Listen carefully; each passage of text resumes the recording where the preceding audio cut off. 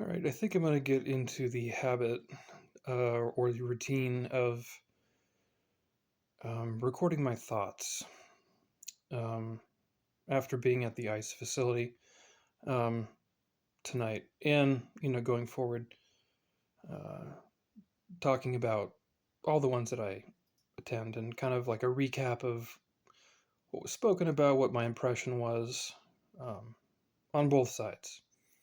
Um, the left does their thing, and the right, though I am on the right,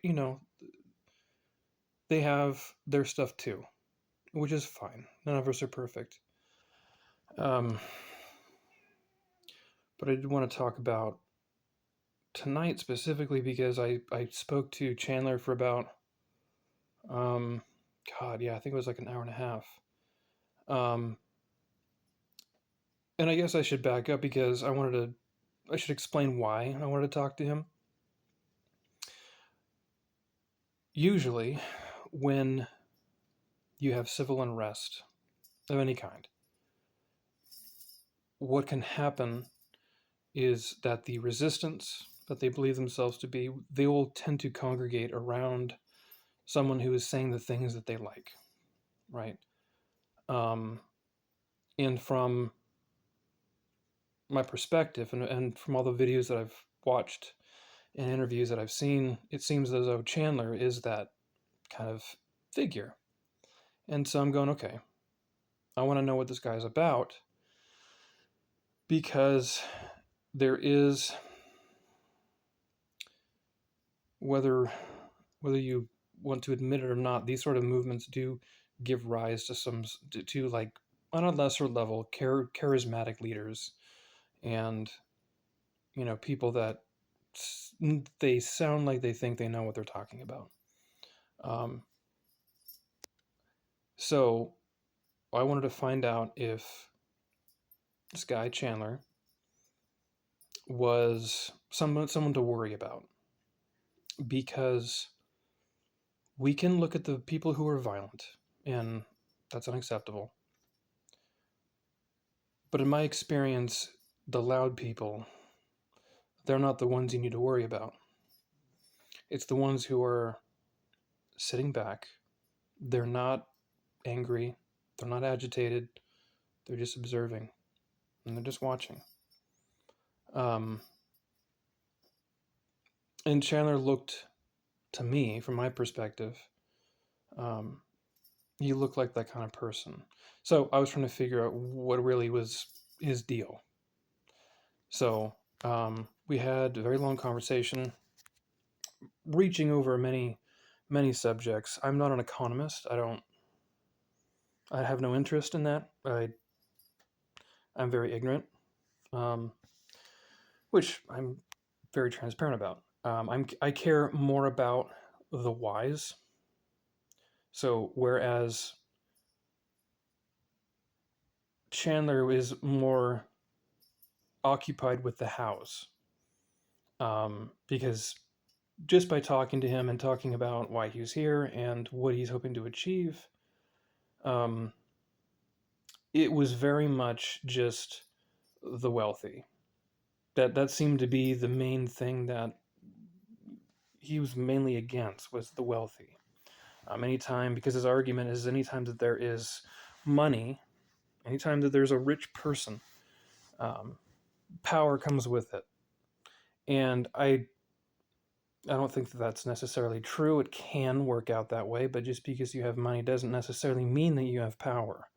Um, I mean, there can be a debate there, but it's not. Correlation doesn't equal causation. Just because there are powerful people with money does not mean all people with money are powerful. I think that's the first flaw in his belief.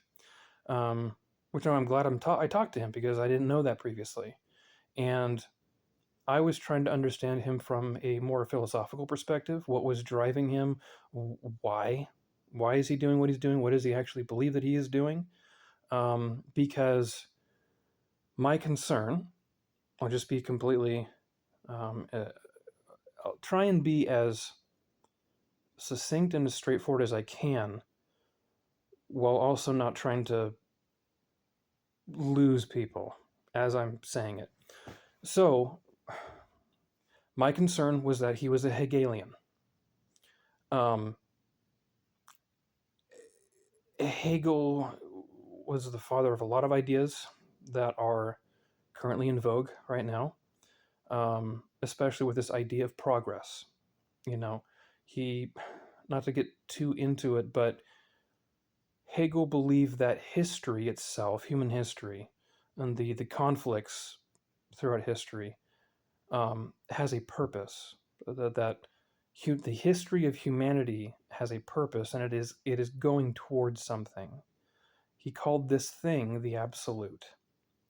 And why this is dangerous is because if you believe that you know what the purpose of the history of humanity is, what's to stop you from trying to take the reins and direct, kind of, take it by the horns and direct it in the direction that you want it to go, toward your absolute, toward your idealistic, utopian promised land? The Marx, he was a dialectical materialist. He was trying to further history by using pure material, basically. The aggregation and the redistribution of material is how he's going to achieve this utopia with a classless, stateless society, for example. Um, so I was worried that he was someone like that, who, there are very smart people who have very bad ideas. And I don't think that bad ideas get the criticism and the rebuke that they deserve. Thomas Sowell, I'm not going to quote him directly, but I can give you the principle of what he was saying, is when a bridge collapses, there's a civil engineer, an architect, or whoever designed and created that bridge. It falls on him. Why did it fail? People died. There's going to be ramifications. But we can hold that architect accountable for their failed idea. Okay.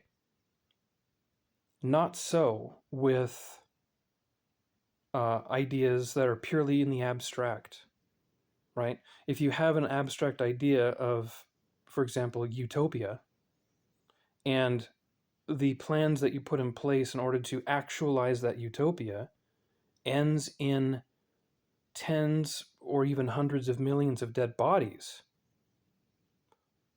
why is it that it is so hard for us, just because the idea is abstract, that we then shouldn't hold the people that fostered and created that idea? Why don't we ever hold them to account?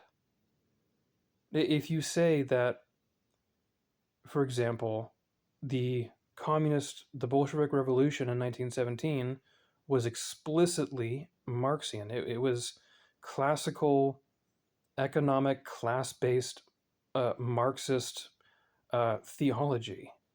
Um, if you think of Marx more of as a religious figure, and because he was not an economist, so if you think of him as kind of a cult leader, um, and his cult revolved around these utopian ideals, that if we just direct humanity in this direction, that it will eventually end up where we want it to be, and everyone will have everything that they need, and there's no injustice, and there's no poverty, there's no crime, because um, there's no want. Everyone has what they want. And that was Marx's whole theory. It's wrong. It doesn't work. Turns out it's very murderous. But it's so much harder for us to hold an idea creator where that idea isn't directly linked to a physical thing. Because the problem with these ideas is they evolve, right? Marx was a Hegelian. Well, Hegel, he's a student of Socrates. So these ideas, they snowball and they cascade and they build and they build, and they have to release at some point. Marx was just brave enough to take this abstract known as idealism. Hegelian was specifically pushing for absolute idealism, which is this endpoint that we're continually on the road for, and we get there by synthesizing theses with antithesis, and then you get something new at the end of it. And he thought that that was how we drive this whole boat forward toward this absolute, or basically, it's just a secular God. Um, so,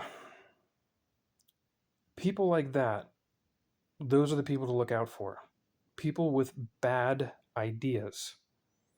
And I don't think that bad ideas get the scorn that they deserve.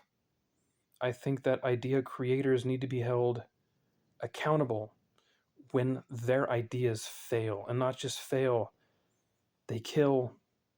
And maybe you didn't pull the trigger, but you put the idea in the mind of the person that did. So, I mean, I can see how that could be abused, obviously, because then you have to go approved and unapproved ideas, and that's just dystopian.